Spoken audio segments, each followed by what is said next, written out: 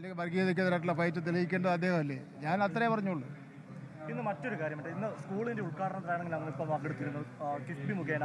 യഥാർത്ഥത്തിൽ കിഫ്ബി എവിടെ, അല്ലെങ്കിൽ സർക്കാർ എന്താണ് ചെയ്യുന്നത് ഉത്തരം കൂടിയല്ല. എത്ര കിഫ്ബി മുഖേനയുള്ള സ്കൂളുകളുടെയൊക്കെ നിർമ്മാണ പൂർത്തീകരണം 5000 കോടി രൂപയുടെ പിന്നെ ഫണ്ടാണ് കിഫ്ബി മുഖാന്തരം നമ്മൾ സ്കൂൾ കെട്ടിടം നിർമ്മിക്കുന്നതിന് വേണ്ടി ചെലവഴിച്ചിട്ടുണ്ട്.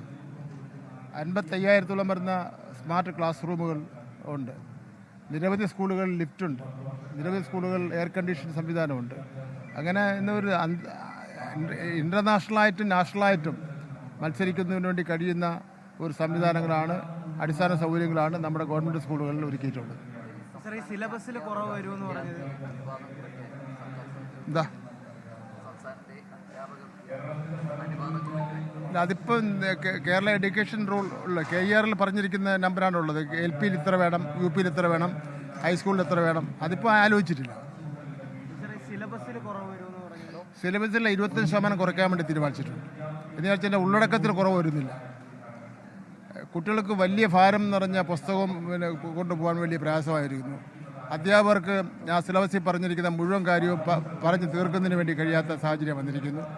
അപ്പോൾ അതുകൊണ്ട് കരിക്കുലം കമ്മിറ്റി അംഗീകരിച്ചു കഴിഞ്ഞു. 1 മുതൽ 10 വരെയുള്ള ക്ലാസ്സുകളിൽ ഒരു 25%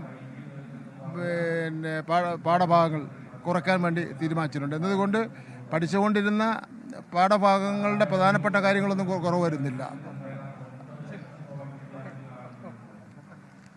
ലോകത്തെവിടെയായാലും ഏത് സമയത്തും 24 വാർത്തകളും ഓഗ്മെന്റഡ് റിയാലിറ്റി പാക്കേജുകളും എക്സ്പ്ലെയിനറുകളും വിശദമായി കാണാൻ ഞങ്ങളുടെ യൂട്യൂബ് ചാനൽ നിങ്ങൾക്ക് സബ്സ്ക്രൈബ് ചെയ്യാം.